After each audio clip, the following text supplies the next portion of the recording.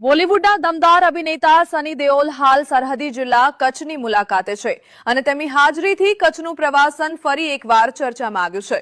તાજેતરમાં જ રિલીઝ થયેલી તેમની ફિલ્મ બોર્ડર 2 બોક્સ ઓફિસ પર ધૂમ મચાવી રહી છે, ત્યારે પડદા પર સરહદનું શૌર્ય જીવંત કરનાર આ હીરોએ રિયલ લાઈફમાં પણ કચ્છની સરહદની શાંતિ અને પ્રકૃતિના અદ્ભુત નજારા Maniya.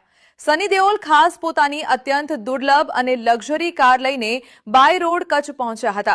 પોર્શે 911 turbo 50 years limited addition કારમાં સફર કરતા નજરે પડ્યા।